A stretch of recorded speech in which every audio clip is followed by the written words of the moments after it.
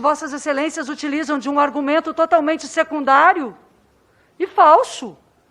Dizem que não é atribuição da Comissão de Constituição, Justiça e Cidadania analisar um alto caso que pode indicar corrupção por parte do ministro da Economia do Brasil, no momento mais trágico que a economia brasileira já viveu. Ah, não apontem o dedo para os governos que nós estivemos, porque naqueles governos as pessoas comiam, estudavam, trabalhavam, e agora a fila para buscar ossos, a doação de ossos, de carcaças, a fome voltou. E a fome é a marca mais terrível da indignidade com a qual os atuais governantes ocupam o poder brasileiro. Observando os argumentos que aqui são apresentados de que não caberia a Comissão de Constituição e Justiça, eu quero contraditar e principalmente sustentar aqui que seja lida a Constituição. Porque a esta comissão, deputado Bira do Pidaré, é definida a atribuição de proteger a Constituição, inclusive no exercício das funções de governo, como destacou a deputada Érica Cocai. Prezada deputada Caroline, com todo o respeito que tenho pela senhora, o artigo 37 da Constituição indica que a administração pública direta e indireta de qualquer dos poderes da União, dos Estados, do Distrito Federal e dos municípios obedecerá aos princípios de legalidade, impessoalidade, moralidade, publicidade e eficiência. Portanto, não é uma questão pessoal, como Vossa Excelência disse. O que um ministro da Economia mantém numa offshore, num paraíso fiscal, não é uma questão pessoal, se ele é o ministro da Economia. Porque a mais alta função da República, entre as mais altas funções da República e do Estado, estão os ministros, está na administração pública direta, portanto, e o critério é, deputado Diego, da impessoalidade. Diz respeito a todos os brasileiros e brasileiras. Não é só ele. Não é só ele. Principalmente quando nós observamos aqui um conflito gravíssimo de interesses.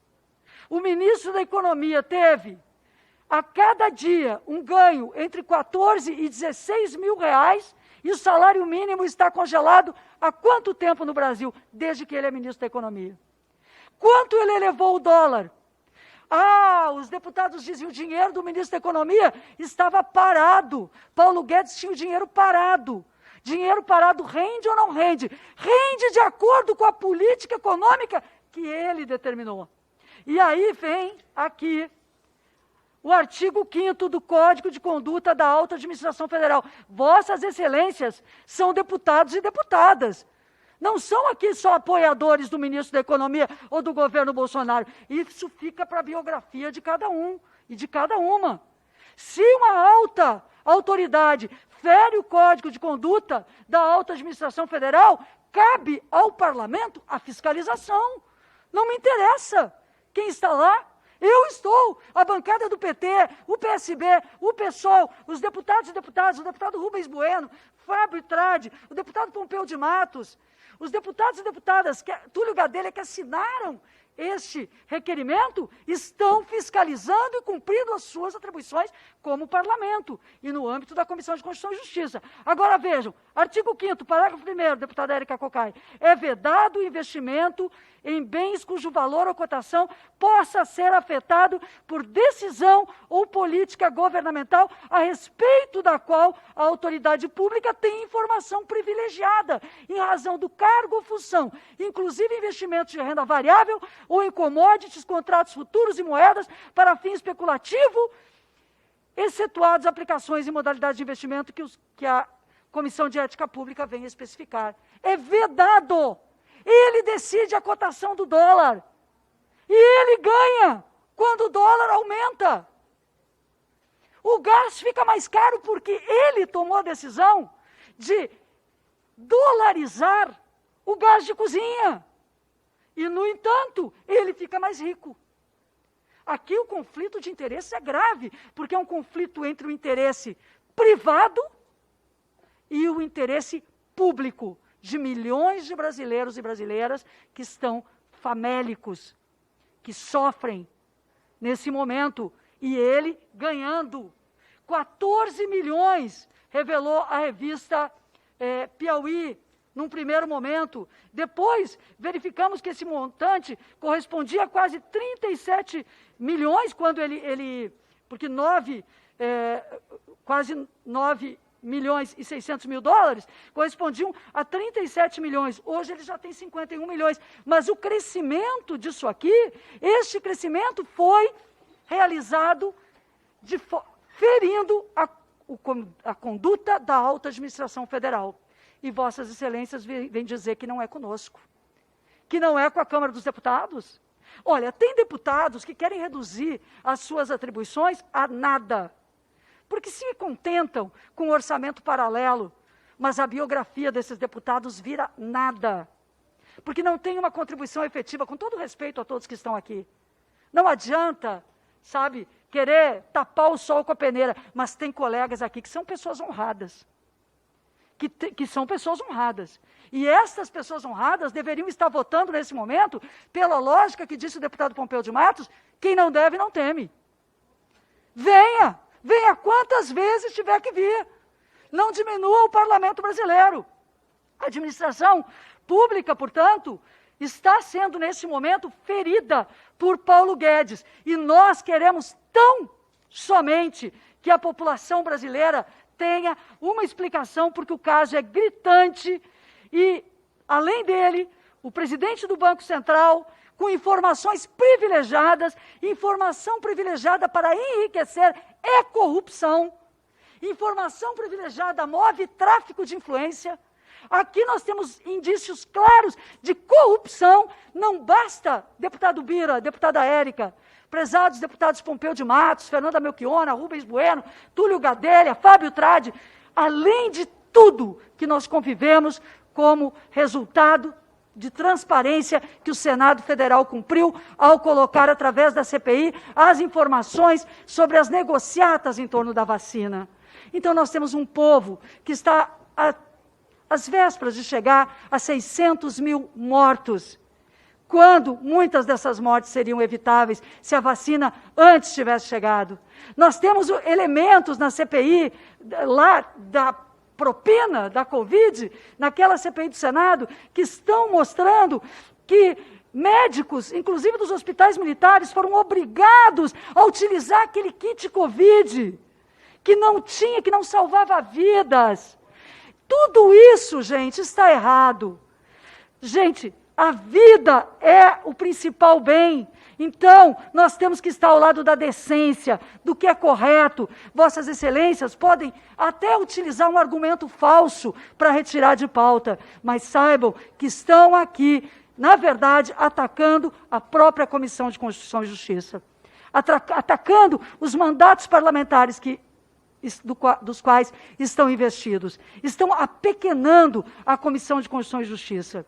Não basta ser um convidado em uma outra comissão. Nós lá estaremos, mas é preciso ter a mesma coragem que aquela comissão para dizer não à negociata e à corrupção, que significa Paulo Guedes ter usado de informação privilegiada para um enriquecimento, enquanto empobrecia o povo brasileiro. A resposta para isso, vossas excelências não precisam dar para mim ou para os deputados e deputadas que estão propondo. Deem olhando nos olhos da população com quem convivem. Deem olhando nos olhos de quem pede comida na rua, de quem bate na porta de uma casa, de quem está num sinal, numa sinaleira ou sinal de trânsito, de uma criança que não tem escola, de um jovem desesperado porque não consegue pagar o crédito educativo, o FIES, porque não tem mais o ProUni. Não precisam responder para nós, respondam para este povo sofrido do Brasil, que não tem mais gás de cozinha, que não tem comida. Portanto, senhores e senhoras, se a decisão for contrária, a comissão sairá pequena.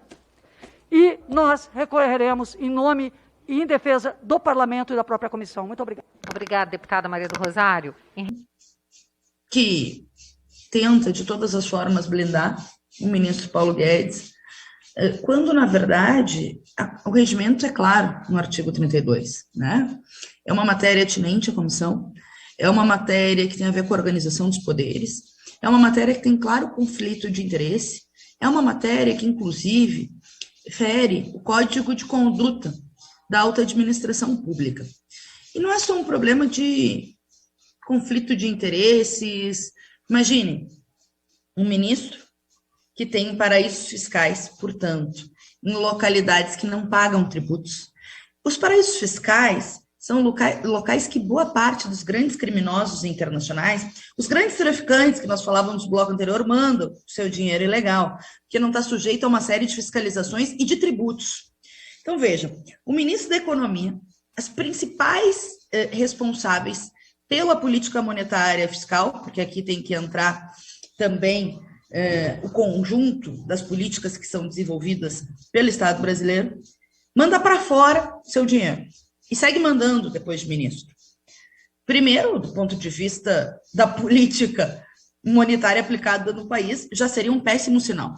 Mesmo que não fosse uma imoralidade. Péssimo sinal, porque o cara manda para fora para não pagar tributo e está mostrando, no mínimo, querer burlar as leis do país, pagar menos e também um pouco de pouca confiança, digamos, né, com a poupança nossa, com o CDB nosso, com os conjuntos de aplicações que poderia utilizar no mercado brasileiro.